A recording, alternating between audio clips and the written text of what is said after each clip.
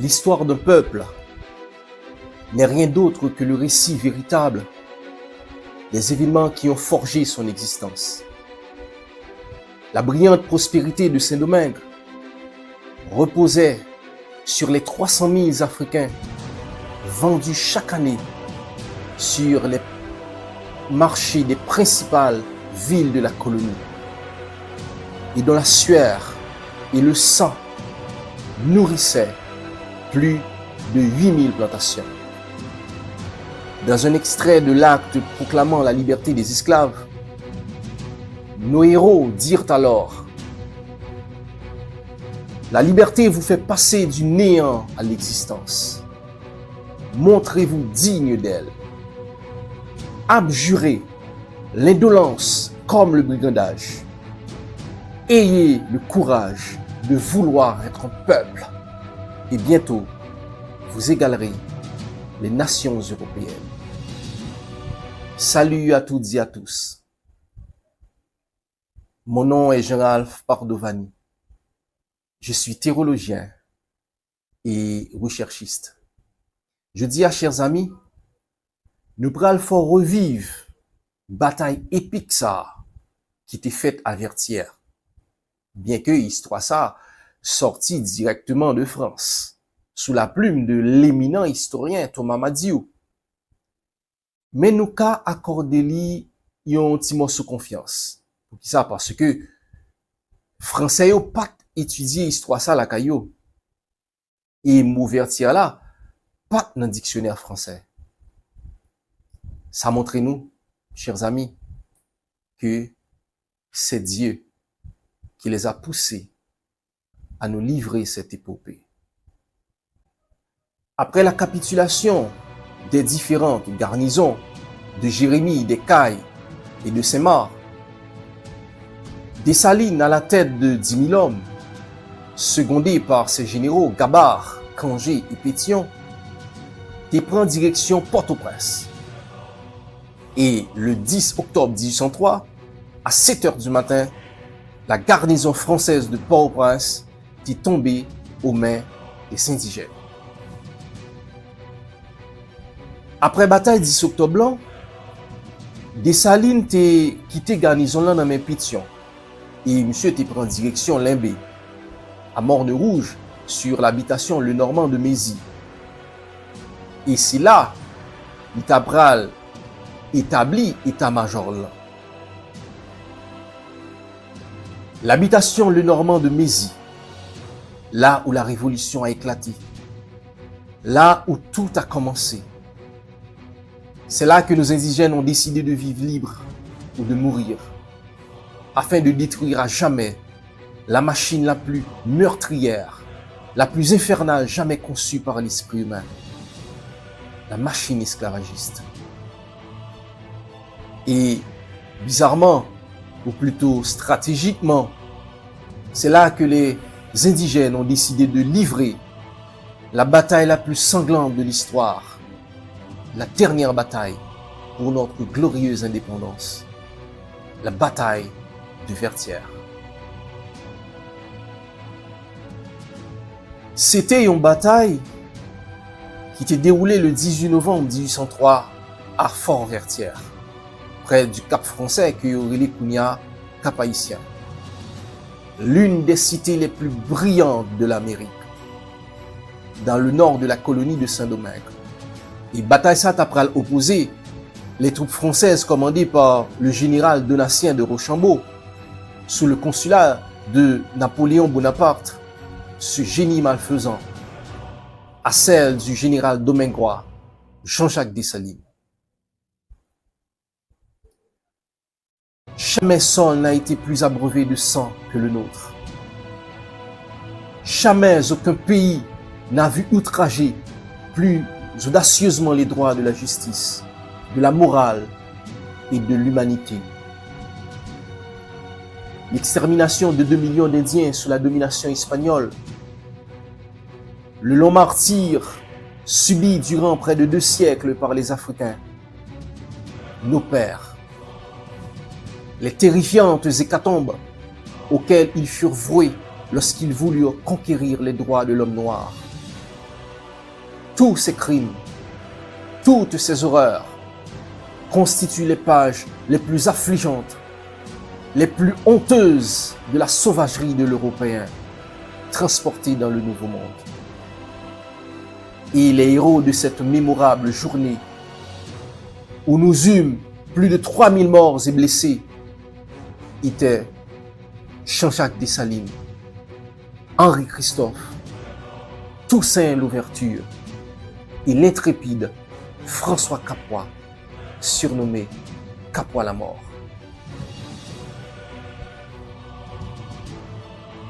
Jean-Jacques Dessalines, Tinet Grande Rivière du Nord, au Congo.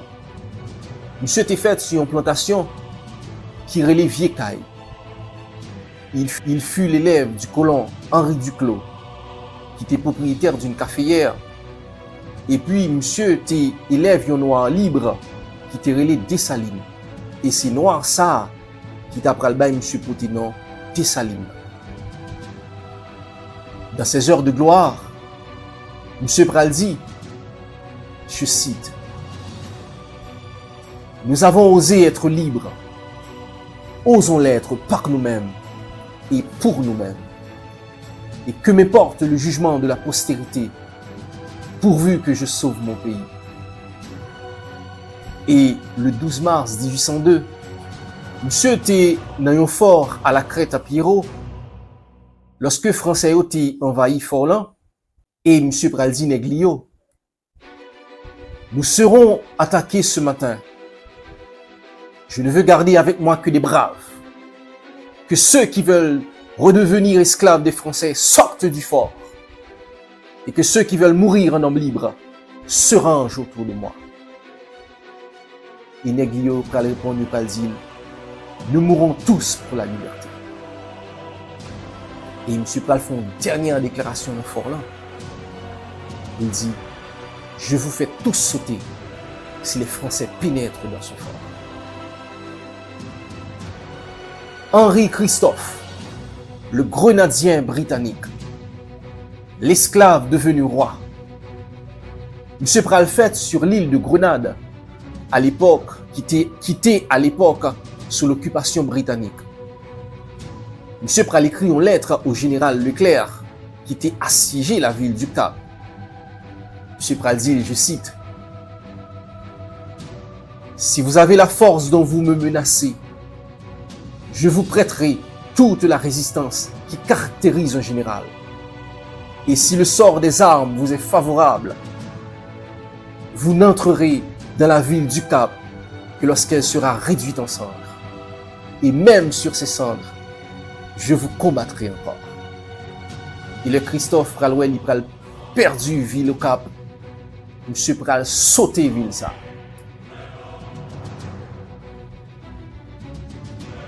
Sur l'habitation Breda près du Cap français, est né le légendaire du nègre, Toussaint le Louverture, passé en un demi-siècle du statut d'esclave à celui de maître et de libérateur de la colonie. Vainqueur des Espagnols et des Britanniques, fin stratège, il fut piégé à son tour par une stratégie aussi brillante que la sienne, menée par le célèbre Napoléon Bonaparte. Le terrelé monsieur l'héritier noir des Lumières.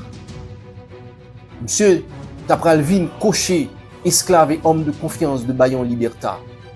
Et sinon l'ouverture là, il Tapral bay monsieur en raison de stratégie que monsieur toujours employé pour le faire ouverti dans le camp ennemi. Il t'a arrêté, monsieur, il t'a fait mettre en prison au Fort de Joux, sur le sommet du Jura, l'un des endroits les plus froids de France. Monsieur t'a tombé malade, mais avant de mourir, il va lâcher une bombe à retardement. La bombe de la liberté. Monsieur Pral dit, je cite, « Je suis Toussaint Louverture. Mon nom s'est peut-être fait connaître jusqu'à vous. J'ai entrepris la vengeance de ma race. Je veux que la liberté et l'égalité règnent à Saint-Domingue. Je suis soldat. Je n'ai pas peur des hommes. Je ne crains que Dieu. Et s'il faut mourir, je mourrai comme un soldat qui n'a rien à se reprocher. En me renversant, on a abattu à Saint-Domingue que le tronc de l'arbre de la liberté des Noirs. Mais il repoussera, car ses racines sont profondes et nombreuses. François Capois, Tinec Chansolme, surnommé l'Achille Noir, honoré par le capitaine général le plus cruel de Bonaparte, Donatien de Rochambeau. Il eut à dire sur le champ de bataille,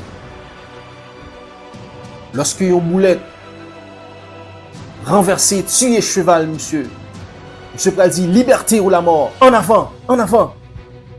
Et il y a l'autre boulette qui pral prendre chapeau, monsieur. Et Rochambeau pral camper bataille là pour le féliciter, monsieur. Il pral faire monsieur cadeau un cheval. Et c'est là il pral bailler monsieur Tinon, il pral relé Capois la mort. Le 18 novembre 1803, 6h du matin, Clairvaux, le plus ancien général indigène, pral lancer premier assaut et bataille la pral tendre. Et qui ça français pral fait? Il pral regrouper à Charrier et à Butte-Charrier, près de Fort-Vertière. Et tout canonie français pral tabli garnison là. Et Dessalines pral ouais que Vertière son point stratégique qui n'en met français et pour ta gagner bataille ça faut ta prendre Vertière. Et qui ça Dessalines pral fait? Monsieur pral relé lieutenant li François Capois dit Capois la mort qui t'a dirigé la 9e demi-brigade. Et pour qui ça c'est Capois monsieur relé parce qu'il connaît Capois pas fait bac ou bien le mourir ou bien le remplir mission ça. Mais Dessalines pral inquiet. Monsieur pral relé, monsieur pral parler avec bon ami qui c'est Gabard, un jeune mulâtre. Et Gabard pral dit monsieur, li impossible pour nous prendre Butte-Charrier. Parce que général en pile mon ak moun. Et Dessalines pral répondre Gabard, il pral dire que soldats yo mouri graine par graine. Faut que nous prendre Butte-Charrier avant 11h du soir. Et de là, Clairvaux, Vernet et Gabard pral lancer une offensive vers la Butte-Charrier. Après une première tentative, Capois la mort pral échouer. Monsieur pral fait une deuxième tentative. Monsieur pral échouer pire. Monsieur pral fait une troisième tentative pour prendre Butte-Charrier.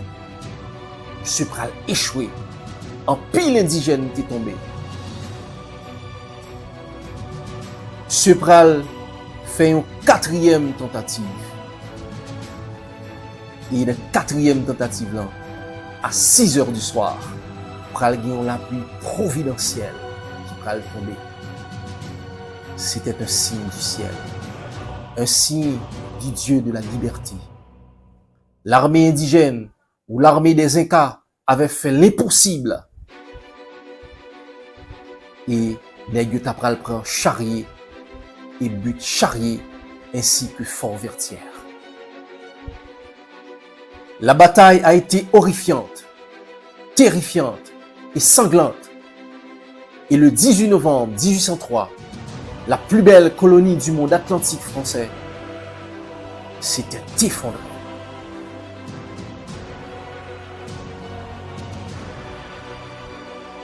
Une nouvelle nation a vu le jour. Haïti. En France, Mauvertière n'a pas existé dans le dictionnaire français, ni dans l'histoire que Timounio a étudié, ni dans la mémoire française tout d'ailleurs. Mais simple. Sous le soleil de Vertière, les troupes napoléoniennes commandées par le général Donatien de Rochambeau ployèrent devant les hommes nés esclaves mais destinés à la gloire.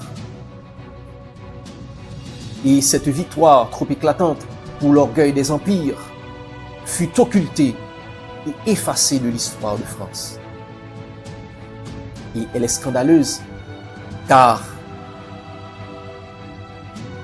la plus puissante armée du monde de l'époque a été défaite par une troupe d'anciens esclaves.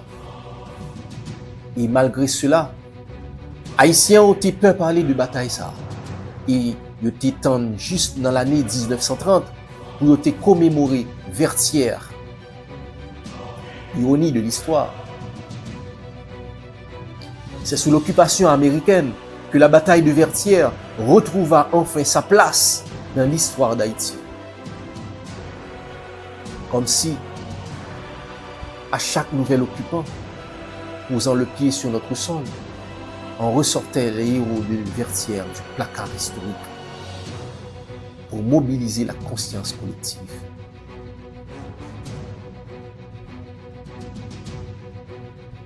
D'après un historien canadien qui relie Jean-Pierre Le Glonec, docteur en histoire. Monsieur a écrit un livre en 2014 qui relie l'armée indigène, la défaite de Napoléon en Haïti. Un chapitre qui parlait sur le dernier des Blancs, Monsieur Pral dit, je cite, « Si le 18 novembre 1803 n'existe pas dans le calendrier français, alors que c'est un moment d'histoire de France, c'est qu'il se passe là quelque chose d'impensable. Et qu'est-ce qui est impensable? C'est le renversement de la relation esclavagiste. Le 18 novembre 1803, les maîtres deviennent les esclaves deviennent les maîtres. Et c'est bien pire qu'une défaite. Mais après 2013, Mauvertière après le vin dans le dictionnaire français. À qui revient cet honneur? Qui devons nous remercier? Cet honneur et ces remerciements reviennent à l'illustre académicien et écrivain haïtien Dany Laferrière, élu en 2013 à l'Académie française et membre de la commission du dictionnaire de cette dite académie.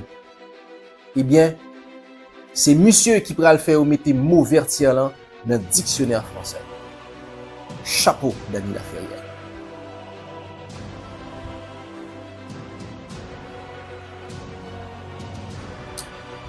Ce jour-là, le 18 novembre 1803, le tonnerre ne venait pas du ciel, il venait des cœurs. C'était le cri d'un peuple qui avait choisi de mourir debout plutôt que de vivre à genoux. Le 18 novembre 1803, sur les collines du nord d'Haïti, le monde a vu naître la première république noire libre, Vertières. Là où des hommes enchaînés hier se sont levés comme des rois aujourd'hui, défiant l'empire le plus puissant de la terre. Leur sang n'a pas coulé en vain, mais il a tracé la route de la liberté pour Haïti et pour tous les peuples qui refusent la servitude. Ce jour-là, la terre d'Haïti a tremblé, non pas sous le feu des canons, mais sous les pas d'un peuple qui refusait de plier. Vertières n'est pas une bataille, c'est une résurrection. Le cri de la liberté a jailli du sang et le monde entier a entendu. Haïti est né. Vertières n'est pas seulement une victoire militaire. C'est le triomphe de l'esprit sur la chaîne, du courage sur la peur, de la dignité sur l'humiliation. Aujourd'hui encore,